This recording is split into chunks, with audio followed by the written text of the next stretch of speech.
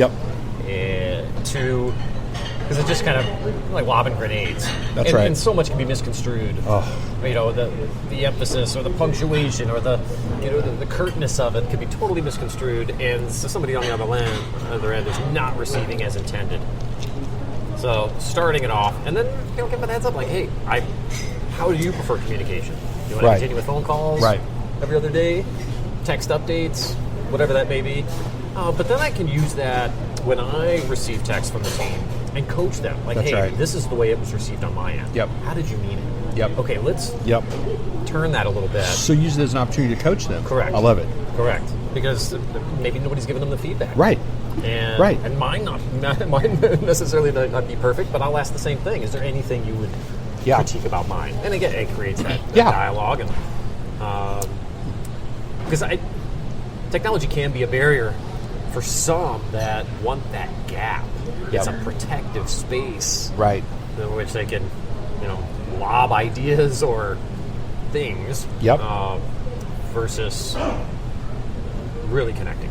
That's a great point. And I think when I think about technology, like, it should be an accelerator, right? Mm-hmm. It should help us be able to get things done quicker, right? But it can't be the only vehicle that we use.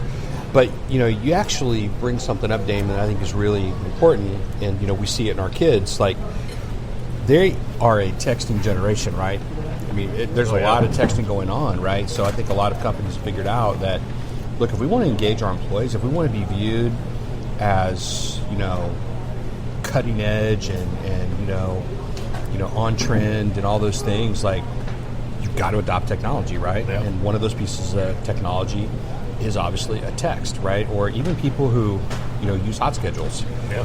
They can get their, sent to them via text, and they can find out what they're working and all those things. So, but you bring up a good point. As we're helping to develop these leaders, we can coach them around that communication and realize, help them realize not everyone's going to receive that in the same way. Mm-hmm. That's good. And if you did mean it to come off that harsh, don't do it by text. Pick up the phone. Yes.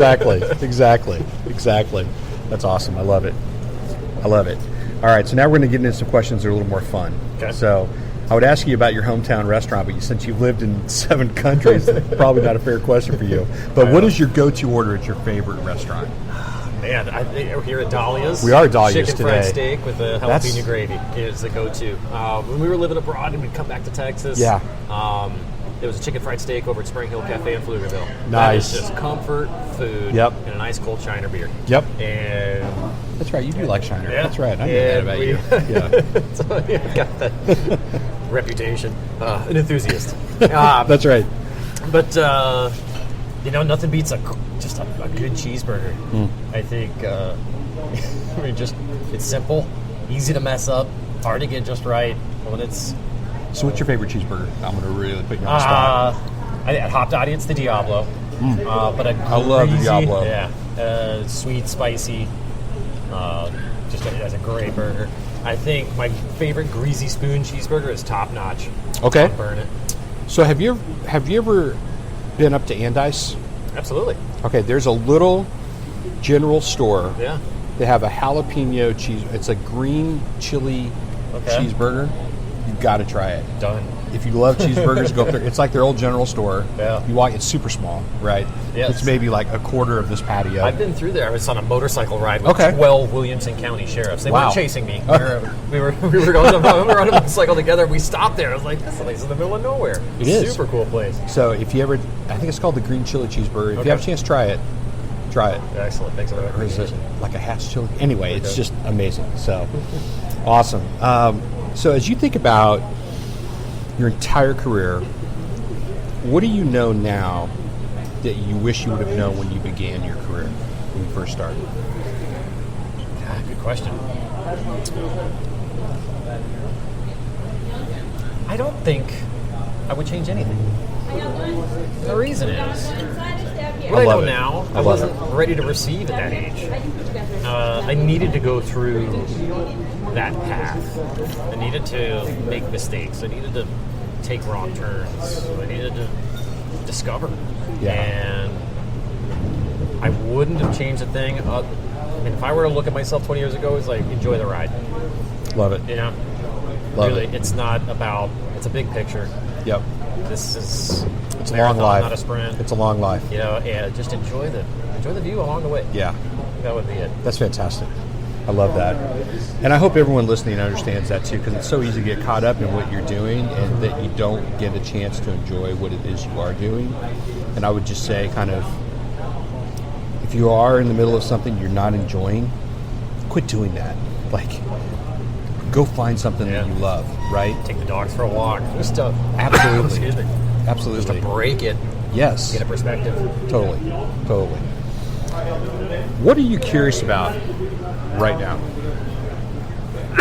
What am I curious about? What's next? Yeah. What's next for me? What's next for my family? What's next for my son as he develops? How can I best lay that path for him?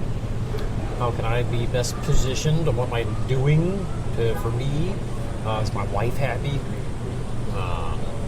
I think it's the same curiosity I've always had. Yeah. You know, what's next? What's next? What's next? And how to get there in a responsible, mindful way.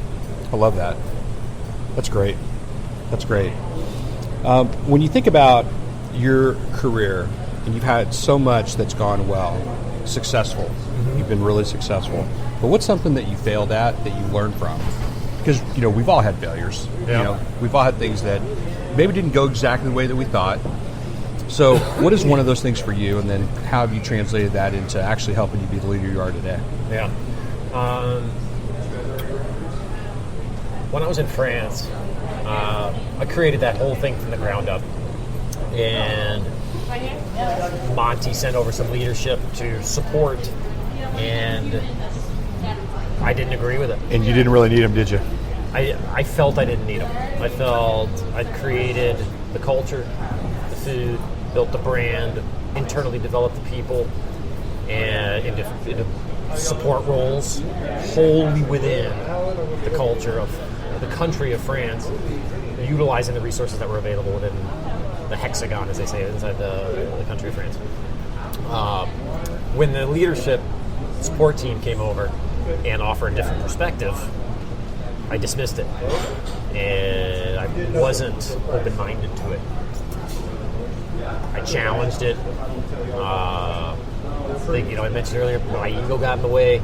My stubbornness, which I didn't realize I had, came out because I put a lot of freaking effort into that. And Absolutely. It was my baby, and some things that they were trying to source that I had built, like sourcing ingredients and the whole supply chain management, doing it from the U.S. And I was like, that's silly. It needs to happen here.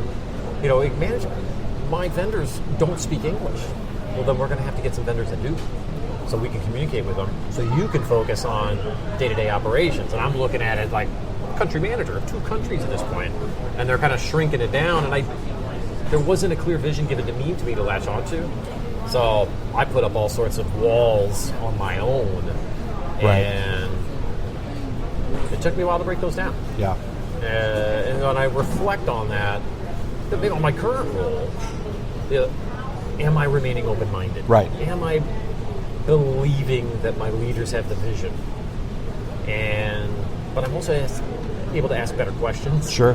To make sure I have understanding that I can really latch onto it and grow. Good. So I think, that was an error on my part, being stubborn.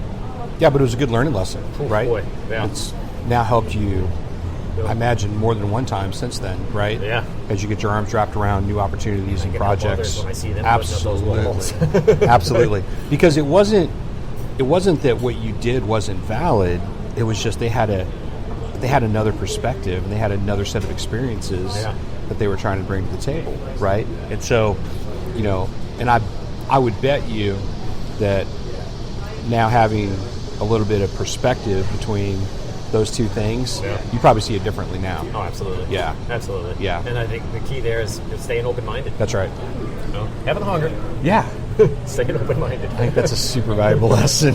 I'm sitting here nodding my head going, oh my God, how many times have I done that? Is there anything I should have asked you but I didn't? Is there anything that you wanted to talk about that we didn't cover? In this I think we've covered a lot in this of 2-hour bonanza of a Right? conversation. No, it's been an absolute pleasure catching up. I think it's just, as I mentioned offline, just the act of going through this has really inspired me and sparked me and focused my lens on my day-to-day, home and work and personal. Am I being my best self? Yep. Am I able to relax and enjoy the moment? Can I be present? Am I being present? Right. Both work and home, Right. and personal. Just maintaining that balance is and tapping in to that energy. We got off last week's call on how am I helping am I helping create an environment that others are able to feel similarly? Yes. And that is. Yeah, we'll leave a legacy like that somewhere along the line. See, I think that's the magic, though, in what you just said. Can you create the environment, right? Mm-hmm. Because I think so many times, I think that, and I see this a lot in young leaders, where they feel like they have to make it happen. They have to manufacture it.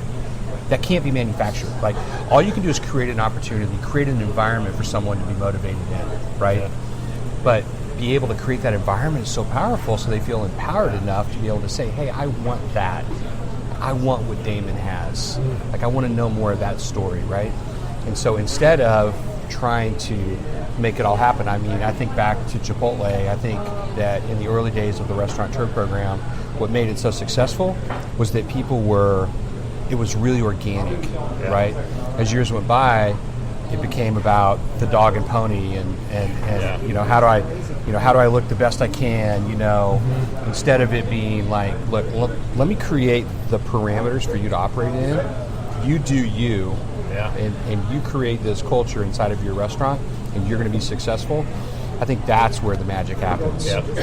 Versus something being prescriptive or like kind of all lined out for someone, right? No. Provide them the environment with which they can go do that. Yeah. And showing folks like that where the guardrails are. Absolutely. If they don't know where the edge of the cliff is, they're going to stay right in the center. Right. And know what they know in their comfort zone. But like, instead of playing here, I mean, you can go all the way out. Absolutely. And I will catch you before you go off. Yes. Or, bring you back in. Right. But, yeah, go play it. What does that look like? What does that feel like? What kind of behaviors happen with that? And, because folks can stay quite centrist otherwise instead of really exploring their abilities. Very good. What is one thing that you find in your experience, and I imagine you see this a lot now in your role at Hop Dottie especially, but what's one thing that's not taught in the restaurant industry as much anymore around leadership that you think should be taught more? I think it's just that. Leadership. Yeah. I think we teach skills. I think for current role, perhaps next role, field leadership development. There's a void in that. Yep. Taking somebody from GM to multi-unit. I mean, we learned that in Chipotle. Yep. You could take an outstanding GM from one location and give them 6. It's a very different skill set. Very different. Could lose them. We lost a great operator more than once doing that. Yes, we have. So the genius of layering on store by store by store with the restaurateur and the R Plus program. I mean, absolutely developed great field leaders. So how do we take that, fold that into any organization from a GM level, and give them opportunities to grow into field leaders that could be, I love that. Board members. I love that. Do you remember? And I know you do, but years ago, we had something called the transition workbooks at Chipotle. Yeah. Where it was all clever. It was tortilla, salsa, meat, beans, guac, salsa. But it actually did what you're describing. So it was like, look, I want to be a GM, or I want to be at the time an area manager. So they would actually work through the transition workbook, and they would do projects. They would actually get hands-on. They would get tactical. I still have some of these that actually people turned into me because it's so fun for me to look at now, where they actually took a P&L and said, here are the opportunities and here's what I'm going to do about it, more importantly, right? Mm-hmm. And so I think that creating that, but I think that got lost along the way. So I think creating those type of things that you're talking about is really powerful that aren't taught as much as it should be, right? Yeah. Sometimes we equate tenure with excellence, and not necessarily the case, especially if that tenured person hasn't had the exactly. And I would even say, oftentimes it's not the case. Just because someone's been around a really long time, and it speaks to your point. I saw a lot